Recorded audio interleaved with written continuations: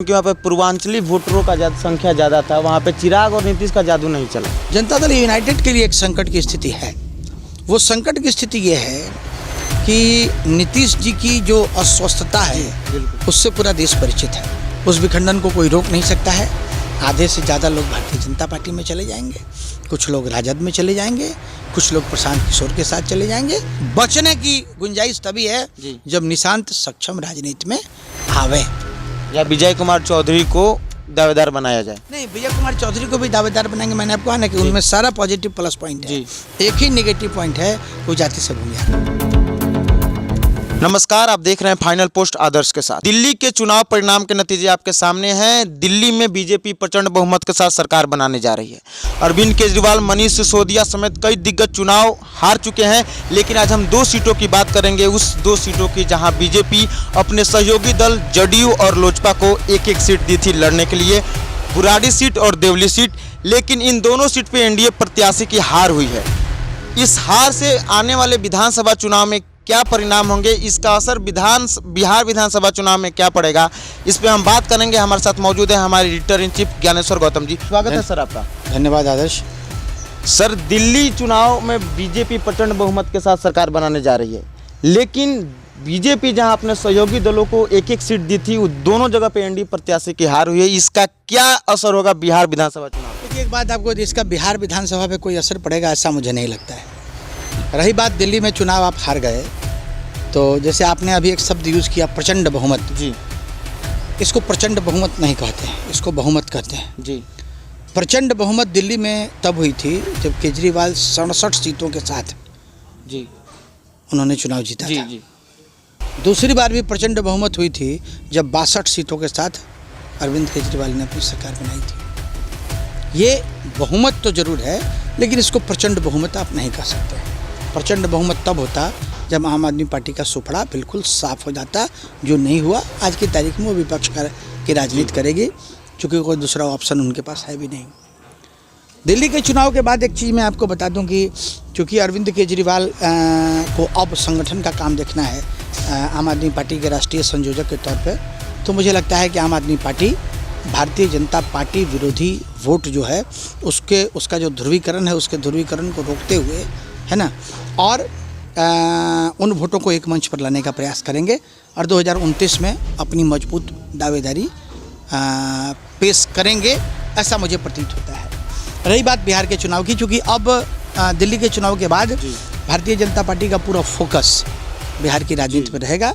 Budget में जो प्रावधान भी दिए गए और किस तरीके से पर्यटन के क्षेत्र में बिहार को डेवलप किया जाएगा, ऐसी तैयारियां और बजट में प्रावधान इसके किए गए हैं। तो सरकार की निगाह बिहार पे है जी। और बिहार किसी भी दृष्टि, चूँकि एक बात आपको बता दें कि हिंदी भाषी क्षेत्रों में बिहार और उत्तर प्रदेश 2 ऐसे प्रदेश हैं जहां भारतीय जनता पार्टी किसी भी कीमत पर अपनी शिकस्त बर्दाश्त नहीं करेगी। पिछले लोकसभा चुनाव में भी आप देखिएगा कि उत्तर प्रदेश में स्थिति थोड़ी दमाडाल हुई, जो भारतीय जनता पार्टी की आंतरिक राजनीति की वजह से हुई। उसमें वोटर्स का कोई दोष नहीं था। तो वो जो स्थिति डमाडोल हुई, तो भारतीय जनता पार्टी को हाशिए पे आना पड़ा और बैसाखी वाली सरकार इनको बनानी पड़ी। आज चंद्रबाबू नायडू और नीतीश कुमार अगर साथ छोड़ दें तो सरकार पे संकट आ सकता है। तो मुझे नहीं लगता है कि ये जो बुराड़ी और देवली सीट जी के बारे में जो आपने बताया, उससे कोई असर बिहार की राजनीति पर वो सीट इसलिए दी गई थी क्योंकि वहाँ पे पूर्वांचली वोटरों का संख्या ज़्यादा था, वहाँ पे चिराग और नीतीश का जादू नहीं चला। देखिए, पूर्वांचली वोट थे, तो पूर्वांचली वोट पे एक्चुअली इनका जादू कैसे चलेगा? पूर्वांचली जो वोट हैं उस वोट पर उत्तर प्रदेश की राजनीति का जो है उसका प्रभाव थोड़ा ज़्यादा। अब पूर्वांचल के मतों की अगर आप बात करेंगे तो मुझे लगता है कि पूर्वांचल में योगी ज़्यादा प्रभावशाली हैं बनिस्पत की नीतीश कुमार के और चिराग पासवान के। देखिए, भारतीय जनता पार्टी का जो सबसे मजबूत घटक दल है जनता दल यूनाइटेड। जनता दल यूनाइटेड के लिए एक संकट की स्थिति है। वो संकट की स्थिति ये है कि नीतीश जी की जो अस्वस्थता है उससे पूरा देश परिचित है। नीतीश जी कब उनका कौन सा एक्शन हो जाएगा किसी को नहीं पता, ये समझ में नहीं आता है। और अब नीतीश जी मुझे लगता है कि मुख्यमंत्री के लिए एक सक्षम उम्मीदवार नहीं है, योग्य नहीं है। योग्य नहीं है। दूसरा, एक जनता दल यूनाइटेड के लिए कठिन परिस्थिति ये है कि विजय कुमार चौधरी जी को छोड़कर कोई दूसरा चेहरा ऐसा दिखता नहीं है जो बिहार की कमान संभाल सके। निशांत कुमार को राजनीति में लाना वही कर रहे हैं।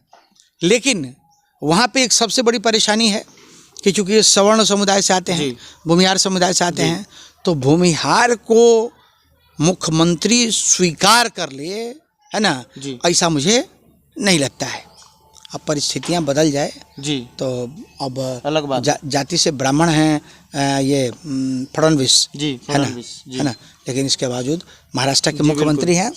तभी तो तय करना पड़ेगा भारतीय जनता पार्टी को कि भारतीय जनता पार्टी क्या करती है, क्योंकि भारतीय जनता पार्टी भी के भी एक बहुत विश्वस्त मतलब भारतीय जनता पार्टी की भी विश्वसनीयता विजय कुमार चौधरी पे अच्छी खासी है।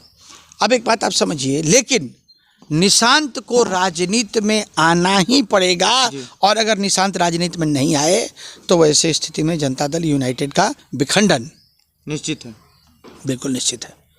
उस विखंडन को कोई रोक नहीं सकता है। आधे से ज़्यादा लोग भारतीय जनता पार्टी में चले जाएंगे, कुछ लोग राजद में चले जाएंगे, कुछ लोग प्रशांत किशोर के साथ चले जाएंगे।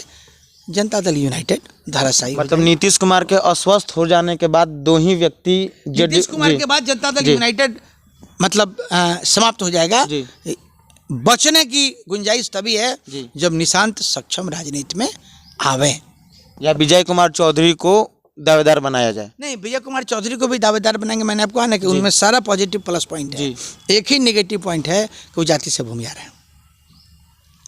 ऐसे भी हम लोग देखते हैं कहीं भी कार्यक्रम होता है तो कोई नीतीश कुमार के साथ रहे या ना रहे, विजय कुमार चौधरी जी हमेशा रहते हैं। वो तो आपको बता दें कि आप सदन में भी जब पत्रकारों ने प्रश्न पूछा था नीतीश जी की कि आपके सबसे अच्छे मित्र कौन हैं, और ये उस समय की घटना है जब पहली बार ये भी चुनाव जीत के गए थे और पहली बार नीतीश जी भी चुनाव जीत के आए थे, है ना।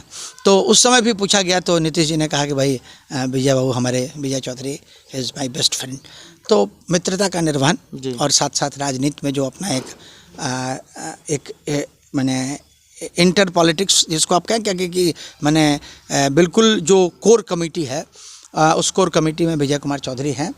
विजय कुमार चौधरी को अगर देखिए जनता तो स्वीकार कर लेगी, स्वीकार अगर नहीं करेगा तो ओबीसी पॉलिटिक्स करने वाले जो लोग हैं या दलित पॉलिटिक्स करने वाले जो लोग हैं, नेता लोग हैं, जनता को कोई दिक्कत नहीं है, नेताओं को दिक्कत होगी, और जिसकी वजह से विजय कुमार चौधरी को आप मुख्यमंत्री मैंने ये नहीं बनने देंगे। लेकिन दूसरा कोई चेहरा ऐसा है भी नहीं जो चेहरा जनता दल यूनाइटेड को संभाल सके एक्सेप्ट विजय कुमार चौधरी। दिल्ली चुनाव का परिणाम सबके सामने है, इसका असर बिहार आने वाले चुनाव में कैसे होगा? आपने कहा था कि नीतीश कुमार दिल्ली चुनाव के परिणाम के बाद ही तय करेंगे कि उनको क्या करना है। देखिए एक बात तो हाँ, ये आपने बिल्कुल सही बात कही। दिल्ली चुनाव के बाद नीतीश जी लगभग हमको लगता है कि तय कर चुके होंगे कि उनको इस गठबंधन के साथ ही रहना है, एनडीए के साथ। हाँ, एनडीए के साथ ही रहना है, क्योंकि जो इंडिया गठबंधन है उसमें इतना विरोधाभास है ना, कि इंडिया गठबंधन का सर्वाइवल संभव नहीं है। चलिए, बहुत बहुत धन्यवाद आपका। जैसे कि आप देख रहे थे कि इनका कहना है कि बिहार में भी फिर से एनडीए प्रचंड बहुमत के साथ सरकार बनाएगी, और यह दिल्ली का परिणाम साबित कर दिया है। आगे क्या कुछ होने वाला है बिहार विधानसभा चुनाव में, देखते रहिए हमारे साथ और बने रहिए हमारे साथ, देखते रहिए फाइनल पोस्ट। बहुत बहुत धन्यवाद।